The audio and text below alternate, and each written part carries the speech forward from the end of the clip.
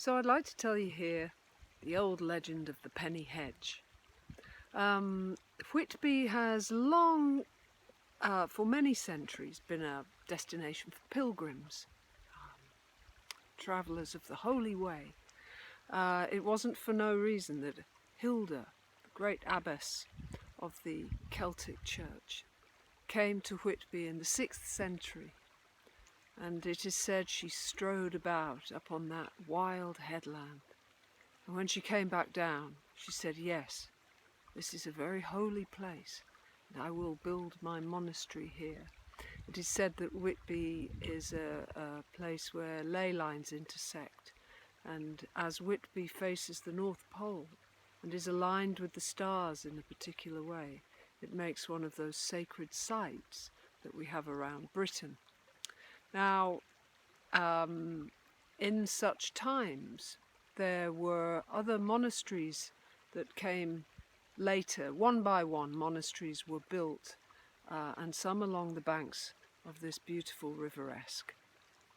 The Grommantine Monastery, which gave its name to the village of Gromont, was one of just a few French monasteries or monastic traditions that brought their worship to the banks of the river.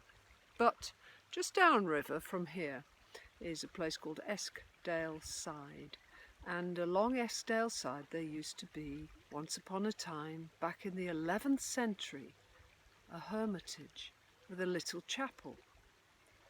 By now, William the Conqueror, previously known as William the Bastard, had invaded this country with his Norman armies, and he had come to the north and created a great harrowing of the land here. The northerners would not surrender to this French king, and he committed great atrocities. Terrible, terrible things happened. Things so dreadful and dire that one of his men decided to cease being a soldier, to convert to the holy rule of God, and he became a monk. And when they got to Whitby, before they flattened it, the monk said, "Oh, hang on a minute, there's something really special here. Let's build an abbey." And so they built an abbey where the remains of Hilda's monastery, which had long since disappeared, destroyed by the Viking invaders of the 8th century. But they built the Whitby Abbey, and in so doing, those Norman invaders took over great swathes of land around here. And to this day, in 2020, there are estates all over this area. So we still have the landowners, the gentry, controlling enormous tracts of land, who are very wealthy and live in enormous great piles around the district. But in such times, there was a hermit in his hermitage along Eskdale Side. Now it just happens that one day, the Lord of Barnby invited some noblemen from out of area to come and help themselves to the rich wild harvest that roamed the woods along Eskdale Side. These were the days of wild boar, wolves in the wood. Who knows, maybe there were a few bears still left, I don't know. But they went away hunting, the three noblemen, along the banks of the River Esk and up through Eskdale Forest. And they were hunting wild boar. And the legend has it that they hunted several boar that day, but they had managed to wound one of these wild beasts of the forest, and in its terror, fleeing from the thundering horses and the wild galloping and the baying of hounds, that this boar had somehow managed to find its way, when it was at death's door, to the door of the chapel of the hermitage. And the hermit just happened to be there, and he opened the door and allowed the boar to come inside the little chapel. Next thing, crashing through the undergrowth, the men, the hounds, baying and shouting, brute force. banged on the door of the chapel, and the hermit refused to let them in.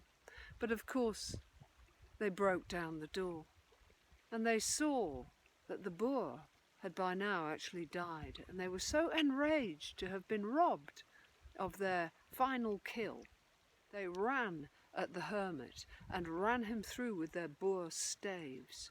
They stabbed that man of peace, that man of God. But they didn't quite kill him. And as he lay, mortally wounded, and on his deathbed, he asked that the abbot of Whitby should come and deliver the final rites. And of course these men realized that they had committed such a terrible crime to try to murder a man of God, a man of the church. And so the abbot was brought. And the abbot said, "What punishment would you deliver to these men? For you have every right to see them executed." And the hermit, of course, was a man of forgiveness, not a man of hatred. He could not hate, even though they had run him through with their staves, and he was dying. But he did leave them with a penance. And the penance was, he told the abbot that every year, on the day of Ascension Eve, which is 40 days after Easter, the owners of the land of Eskdale Side, the Lord of Barnby, and those noble men that had committed the crime must go to the woods, Strayhead Woods, and they must cut using a knife that cost no more than a penny. They must cut hazel wands and take them to the upper harbour at Whitby, carrying them on their back all the way to Whitby, and before the hour of 9 a.m, in the mud in the upper harbour of low tide, they must plant a hedge made of these hazel wands, and that hedge must withstand 3 spring tides. And those of us who live here, we know that those spring tides are very high and very strong. They were to use 9 hazel stakes and intertwine them with thinner hazel wands, and to stake them at either end. And then the abbot of Whitby will blow a ram's horn and call out 3 times, "Out on ye, out on ye, out on ye."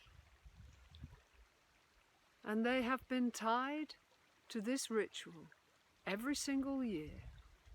From that day to this day, every year on Ascension Eve, you will see before 9 a.m. in the upper harbour of Whitby, the men planting the penny hedge. And all these long years it has always been made, and it has always withstood the tides.